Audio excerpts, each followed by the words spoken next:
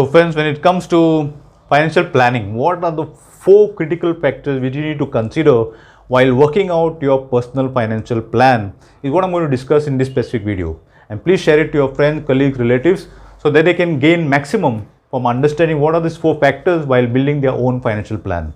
So I'm Navito here, and I have been doing financial planning for myself. I have walked the path since 2010. I've been investing into stocks, and I have been using Buffettology method, DCF method, various methodologies, and some of my own methodologies to invest in stocks and doing financial planning. So it's my craze, it's my passion to do financial planning. So what are those 4 factors that I'm going to cover in this specific video? The first factor which you need to consider in your financial plan or budgeting is to understand the inflation rate of the country in which you're going to retire or in the country in which you're going to live, right? So inflation rate, as you understand, inflation eats into the purchasing power.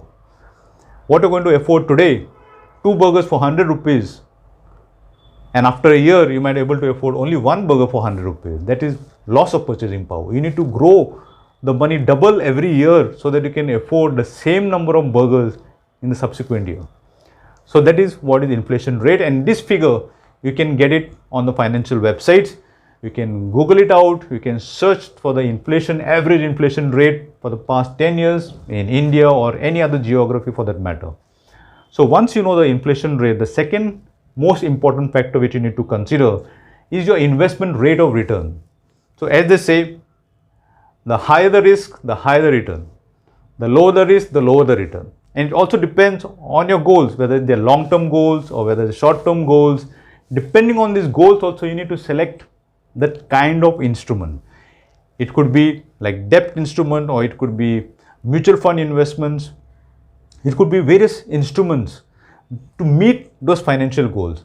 Now, if your goal is a short-term goal and if you invest into a risky asset, then you're going to jeopardize your short-term goal.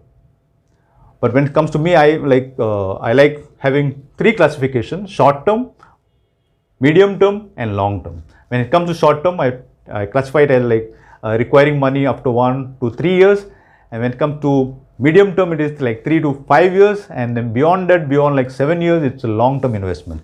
Depending on this classification, I would choose my investment strategy. So that the second point which you need to understand, investment rate of return based on all this classification, because different instruments will give you different rate of return. The third aspect which you need to understand is your life expectancy. How many years are you going to live?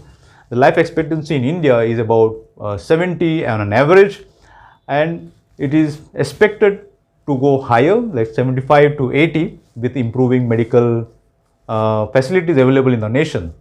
So you can assume as a life expectancy figure, you can assume 80 years to do your financial planning, then to determine the corpus which you need in today's value or at retirement.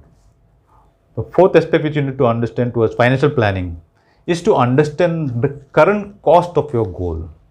What is the current cost? For example, if you want to buy a car 3 years down the line, what is the current cost of the car? It's easy.